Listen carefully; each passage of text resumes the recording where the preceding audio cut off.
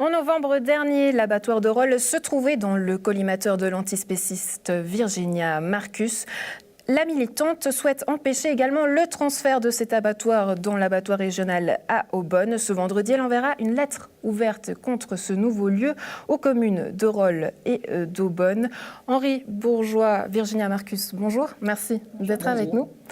Henri Bourgeois, j'aimerais commencer cette discussion avec vous, vu que vous êtes le président de Carré, l'abattoir à Rolle.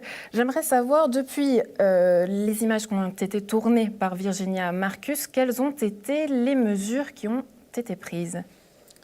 Bien, tout d'abord, au visionnement de ces images, le service vétérinaire cantonal a pris une mesure de fermeture provisoire de l'abattoir durant 3 semaines. Et on a redéfini en accord avec le service vétérinaire cantonal, ce qu'on appelle le protocole d'abattage, de redéfinir les gestes justes, de faire les choses comme elles doivent être faites. Et maintenant, ça fonctionne de nouveau, toujours sous contrôle du service vétérinaire cantonal, encore ce matin même, mais on est au bout de la procédure qui a été mise en place. Ces contrôles, aujourd'hui, ils sont toujours présents, donc vous devez continuer à les subir quelque part? Oui, tout à fait. On a pu travailler les 2 dernières semaines sans contrôle. Il y en a de nouveau eu un ce matin, mais on est totalement sur la bonne voie, donc à satisfaction maintenant du service vétérinaire. Et puis ce projet de l'abattoir à Aubonne, aujourd'hui le projet stagne, il piétine. Pourquoi? Il piétine un petit peu puisque pour des questions de subventionnement fédéral, le canton souhaiterait que nous passions par ce qu'on appelle un PDRA, un plan de développement régional agricole. Et ce PDRA regrouperait différents projets. Et actuellement, je dirais que la balle est dans le camp du service de l'agriculture et de la viticulture vaudois. Henri Bourgeois, vous êtes président de cet abattoir à Rolle. Vous avez également été boucher durant 3 ans. J'aimerais savoir, comment est-ce que vous percevez aujourd'hui ce message des antispécistes? Écoutez, moi j'ai pour principe de respecter les opinions de chacun, les tendances. J'ai été élevé comme ça et j'ai une fonction politique de responsable de commune qui fait que je dois respecter les opinions de chacun. Moi je trouve juste qu'on fait beaucoup de bruit et beaucoup de publicité finalement pour un pourcentage de population qui est très faible. Virginia Marcus, on va vous donner la parole. Pour vous, aujourd'hui, est-ce que cette histoire est réglée ou vous souhaitez aller encore plus loin? Non, l'affaire n'est pas réglée. Et puis le remplacement du gérant à l'abattoir de Rolle n'est pas une victoire en soi, en tout cas pour le mouvement antispéciste, puisqu'en fait il s'agit juste du remplacement d'un maillon de la chaîne. Mais les animaux continuent à être abattus sur place et ils le seront encore dans les 600 autres abattoirs en Suisse. Donc c'est peut-être une avancée dans la mise en lumière de ce qui se passe dans un abattoir, mais ce n'est pas une victoire en soi, raison pour laquelle j'ai envie d'aller un petit peu de l'avant avec ce projet de construction d'abattoir qui n'est pas nécessaire dans la société d'aujourd'hui, dans laquelle on évolue vers plus de justice, davantage de justice. Et je rejoins l'idée du respect, en tout cas des opinions de chacun, tant que les choix et les opinions de chacun n'impliquent pas la souffrance et la mise à mort d'autres individus. Donc pour moi, la limite est là. Aujourd'hui, vendredi, vous allez présenter cette lettre ouverte aux communes de Rolle et d'Aubonne. Qu'est-ce que vous allez rédiger précisément? En fait, c'est une lettre ouverte, c'est-à-dire qu'elle n'a pas forcément la forme d'une pétition, mais je m'exprime sur 3-4 pages en avançant des arguments qui justifient en fait le fait qu'aujourd'hui, ça ne soit pas nécessaire de construire un nouvel abattoir en Suisse romande, en tout cas. Et l'idée, c'est de faire participer un maximum de monde à la signature. Donc, il y aura des associations antispécistes notamment, mais aussi de nombreux individus qui co-signent en se mobilisant et en faisant passer ce message-là, qui est de dire, mais aujourd'hui en Suisse, est-ce qu'on a réellement besoin de construire un nouveau lieu de mort? Il y en a déjà 600, et au vu de l'évolution du mouvement antispéciste, même si aujourd'hui on est minoritaire, on ne peut plus contourner cette question du droit des animaux et du droit fondamental des animaux à vivre.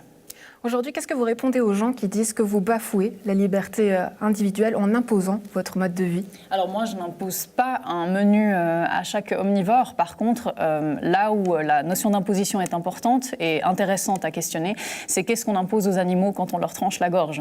Donc l'imposition, elle est plutôt là et on coupe la liberté des animaux dans leur intérêt subjectif à vivre en leur tranchant la gorge. Par contre, nous, en tant qu'êtres humains, on a une responsabilité sociale, notamment environnementale aussi, où on a le choix de faire du mal ou non dans notre alimentation. Et donc c'est là où on pousse les gens à réfléchir, sachant qu'on ne va pas du tout amener chaque consommateur à devenir vegan, ce ne serait pas réaliste. C'est pour ça qu'on agit aussi d'un point de vue politique et législatif. Henri Bourgeois, j'aimerais vous faire réagir à ça. Pourquoi est-ce que cet abattoir régional à Aubonne, il est important selon votre avis dans la région ? Écoutez, de plus en plus, le consommateur cherche de la traçabilité, de la proximité. On est quand même une zone avec le Pied du Jura qui est chargée en bétail et ça permet oui, l'abattoir permet un circuit court parce que maintenant, on voit que par exemple, pour ce qui est de la Maison Belle, toutes les bêtes vaudoises vont aller à l'abattoir à Unzingen. Est-ce que c'est ce qu'on recherche au niveau du déplacement des animaux? Est-ce que c'est ce qu'on veut au niveau confort? Je ne sais pas, mais nous, on prône cet abattoir dans la région pour une question de circuit court. Virginia Marcus? Moi, je peux comprendre l'argument du circuit court et c'est pour ça que nous, on pousse le bouchon un tout petit peu plus loin encore. La question fondamentale, c'est de se dire, est-ce qu'on a encore besoin de tuer des animaux aujourd'hui? Donc, qu'il s'agisse d'un abattoir industriel ou local, au final, c'est la question fondamentale qui doit... Si des gens en mangent, on en a besoin. C'est malheureux, oui, pour l'instant, mais c'est quelque chose qui va changer prochainement. Donc autant tout de suite, comment je pourrais dire ça, faire avancer les choses sur tous les fronts, donc autant la filière industrielle que la filière traditionnelle, d'autant plus que l'abattoir de Rolle, par exemple, était un abattoir de proximité qui inspirait confiance aux gens, et on s'est rendu compte qu'il y avait un certain nombre de dysfonctionnements sur place, et sur les vidéos, on n'en voit qu'une petite partie, les médias ont relié une petite partie des dysfonctionnements, mais il y en avait bien d'autres encore, et vous en êtes au courant. Donc l'argument de l'abattoir local qui rassure le consommateur, je veux bien l'entendre, mais c'est vraiment un leurre par rapport à ce qu'on fait subir aux animaux. Ça, c'est ça. Par rapport à cette proximité, Henri Bourgeois, cet abattoir, il fait vivre l'économie locale, régionale, et des gens font aussi appel à vous, autres que des structures d'alimentation. Comment ça se passe concrètement ? Écoutez, l'abattoir offre un service, donc un service pour des bouchers, pour beaucoup d'agriculteurs en vente directe. Nous, on ne fait pas de commerce proprement dit, on fait uniquement un service. Combien d'animaux sont abattus par année ? Si mes souvenirs sont bons, c'est de l'ordre de 1600 têtes annuelles, toutes catégories confondues. Virginia Marcus, aujourd'hui, quelles seraient vos solutions ? Alors, il y a des perspectives de reconversion professionnelle qui pourraient être discutées dans le cadre de l'agriculture. Il y a déjà de nombreux agriculteurs qui ont fait ce choix-là parce que notamment avec la filière laitière, ils ne survivent pas. Donc à l'État de Vaud, j'ai eu la chance de rencontrer Samuel Forestier qui me disait qu'il y avait déjà de nombreux agriculteurs qui faisaient ce choix-là parce qu'ils n'avaient plus tellement d'autres opportunités professionnelles dans le cadre du lait notamment. Donc en fait, l'idée, c'est de proposer des solutions de reconversion. Ça peut être de la filière céréalière, végétale, permaculture ou autre. Et pourquoi pas aussi proposer des fermes éducatives. Il y en a certains déjà qui le font. Malheureusement, les animaux finissent quand même à l'abattoir. Donc l'idée, ce serait de profiter de cet événement et de ces événements qui sont liés au mouvement antispéciste pour proposer des solutions d'avenir viables et durables aussi pour les agriculteurs. Donc moi, je ne suis pas du tout dans un discours, et à aucun moment je l'ai été, je ne suis pas dans un discours de guerre, absolument pas. Mon propos, c'est de dire que si on veut avancer vers plus de justice et de viabilité pour tous les êtres sentients, donc ceux qui ressentent la douleur et la souffrance, eh ben, on doit aussi prendre en considération les intérêts des animaux aujourd'hui avec les connaissances scientifiques qu'on a. Donc l'idée, c'est pas de faire couler les éleveurs, c'est de leur proposer des solutions de reconversion. Et il y a d'ailleurs de jeunes générations, par exemple des fils d'éleveurs, qui ont décidé de ne pas reprendre l'exploitation des parents parce que c'était plus viable.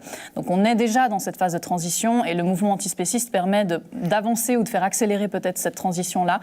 Et puis on est tout à fait ouvert à la discussion. Vraiment, moi j'ai absolument rien contre les individus en tant que tels, raison pour laquelle j'ai vraiment anonymisé l'abattoir de Rolle jusqu'à maintenant. Et c'est les médias finalement qui l'ont relayé et vous-même. Donc moi, mon but, c'était absolument pas de stigmatiser cet abattoir ou ce gérant en particulier. Bien au contraire, j'ai même dit que j'avais beaucoup de compassion pour lui parce qu'il a été puni comme étant le seul responsable alors que c'est pas le cas. Donc c'était pas un but en soi. Le but, c'est de pousser la réflexion un peu plus loin maintenant. Henri Bourgeois, est-ce que vous seriez prêt justement à pousser cette réflexion plus loin et à peut-être chercher une discussion? Est-ce que vous trouvez que cette discussion, elle est possible aujourd'hui? Alors là, c'est un vaste sujet. Vous me prenez un petit peu de cours, je dois vous avouer. En tant que responsable d'un abattoir, je vois mal quelle reconversion je peux apporter. Après, c'est un vaste sujet qui mérite... En tout cas, vous n'y croyez pas, vous, à la fin de ce métier? Non. Je crois de tout temps, l'homme a consommé de la viande animale, comme l'oiseau mange des mouches, comme le chat mange des souris. Voilà, c'est quelque chose qui est, à mon avis, naturel.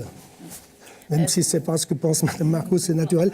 Et tant que l'homme mangera de la viande, il y aura bien quelqu'un qui devra faire le travail. Oui, là-dessus, on se rejoint et c'est pour ça qu'on doit à la fois sensibiliser le consommateur et agir d'un point de vue politique aussi pour arriver à des perspectives qui soient viables. Mais de nouveau, mon argument, c'est que la tradition ne justifie plus le meurtre parce qu'autrement, on justifierait encore le fait de battre des femmes et de violer des enfants dans certaines cultures. Et c'est pas audible, en fait. Aujourd'hui, c'est plus audible de dire qu'on doit tuer des animaux parce qu'on l'a toujours fait. Si on peut vivre en très bonne santé en mangeant végétal, bio et local, par exemple. Donc, c'est tout à fait viable. On ne vous aura donc pas mis d'accord, Virginia Marcus, Henri Bourgeois. En discuter avec plaisir. Voilà, l'appel est lancé. Merci en tout cas d'être venu sur ce plateau pour nous faire part de vos actualités. Et puis, bonne suite à vous. Merci. À vous.